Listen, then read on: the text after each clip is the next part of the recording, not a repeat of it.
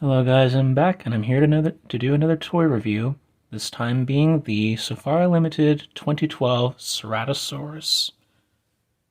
Now, Ceratosaurus, which means horned lizard, is a genus of theropod dinosaur that lived from 153 to 148 million years ago in the late Jurassic period.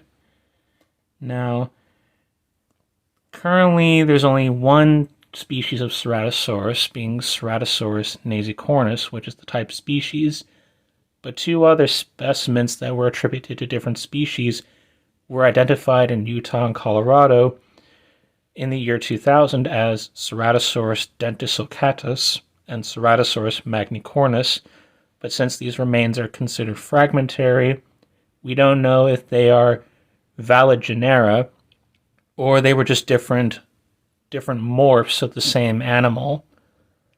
Now, Ceratosaurus is of course famous for the two hornlets above the eyes and the enlarged blade-like horn on the top of the snout, as well as notable for having exceptionally long upper teeth but somewhat smaller lower jaw teeth. And it was originally thought that Ceratosaurus was a primitive dinosaur, or at least a dinosaur that had primitive looking features, as most theropods in the late Jurassic period, more particularly the large ones, had 3 fingers on each hand. But as you can see with Ceratosaurus, it actually has 4 fingers with a somewhat vestigial 4th finger with no claw at the end.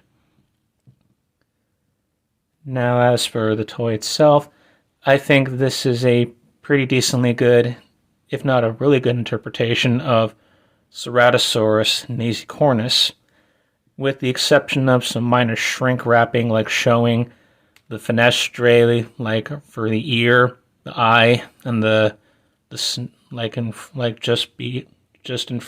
behind the snout. It's still a really good interpretation of Ceratosaurus as a whole. And this time, unlike the Allosaurus, this one is definitely a male because of the bright red chin and neck patch, which could probably have been very useful for display, as many lizards alive today will have bright breeding colors on either their throats or under their arms to show off to prospective mates. And the horns of Ceratosaurus would have also been useful as display structures, where the male with the biggest horn and perhaps the most distinctly colored throat and chin patch would have been a prospective mate to pass on his genes to the next generation. Now, it is also thought that Ceratosaurus could have been more of a swimmer, which is also why it's probably a bit more rarer, in that it lived in environments that didn't have as many Allosaurus, with the exception of the really well-preserved specimen of Ceratosaurus from the Cleveland Lloyd Quarry in Utah, and it's the only Ceratosaurus in that quarry. But otherwise, Ceratosaurus could have lived in an environment that didn't have many Allosaurs, probably living in swampy environments or living in forested environments with rivers and streams, because it is thought that this tail would have been very useful for moving it from side to side through the water. So Ceratosaurus could have been more of a carnivore that had a diet similar to that of a grizzly bear when they ate salmon and red meat, outside of eating grass in the case of bears. And as you can tell by the texture on the back, as well as down the tail, the texture is similar to that, or at least the scutes going down the back are very similar to that of an alligator or a crocodile. Now, there have been skin impressions found of Ceratosaurus that I know of, but whether they had osteoderms or not is up for interpretation. But I still think that they could have at least had some form of scutes running down their backs. But but for whatever purpose they had, we wouldn't know. Now, of course, Ceratosaurus did live alongside another large theropod from the late Jurassic period. The theropod in question being Allosaurus.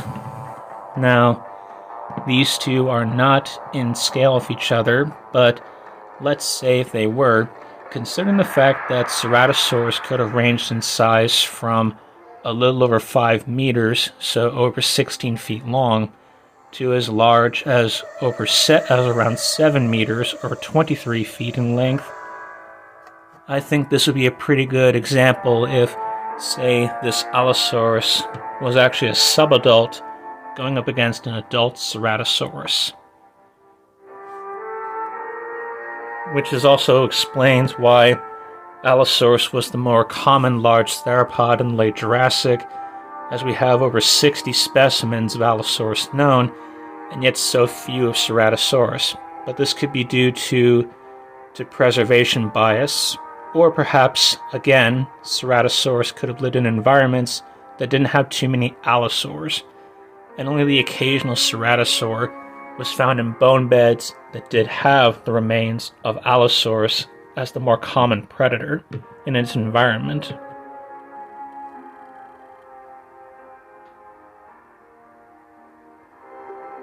Another animal that lived alongside Ceratosaurus is the armor-plated Stegosaurus, which this toy isn't necessarily in scale, but you could say that this would be a juvenile Stegosaurus, and a Ceratosaurus would have came across and just tried to, kill it by going straight for the throat, or like somewhat using its arms to grapple with its prey. Perhaps.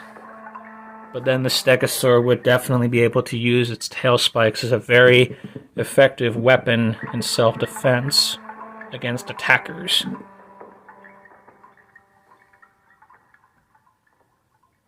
And as you can tell, my Ceratosaurus has somewhat of a warped foot, but it still balances decently well enough as long as I don't shake it around too much. Hope you guys enjoyed, and I'll see you guys in the next toy review, or maybe something else different. See you then.